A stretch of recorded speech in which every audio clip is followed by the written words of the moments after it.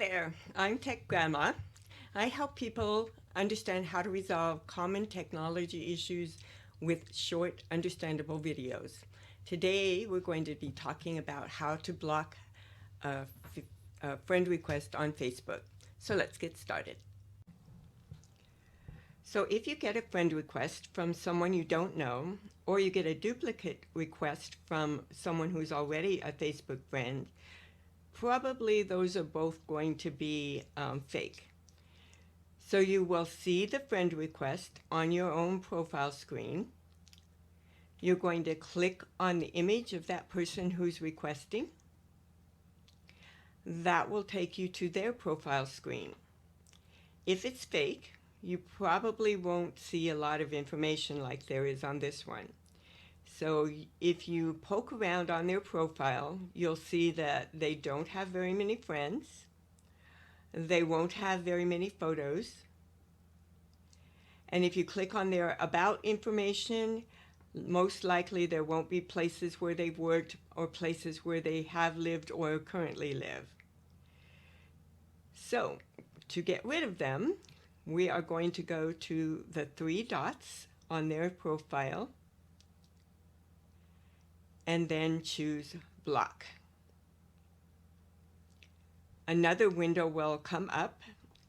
You're going to click confirm on that, and that person has been blocked. So there are a number of different items that you can block in Facebook.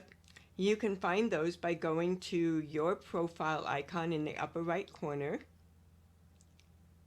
Click on Settings and Privacy, then Settings again. And on the left side, you'll see a whole list of settings. You're going to go to Blocking. When you click on that, you'll see that there are a number of different things that you can block. The first, you can add a person to the list of restricted people. These are people that already are your Facebook friends, but you don't want to see their posts. You can block specific users. That's what we just did. You can block certain people from sending you DMs, direct messages. You can block app invites from certain Facebook friends. You can block event invitations from specific Facebook friends. And you can also block a specific app or specific Facebook pages that you don't want to see.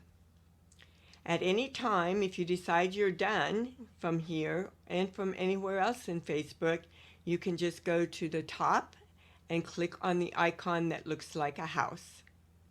So I hope this information was helpful to you.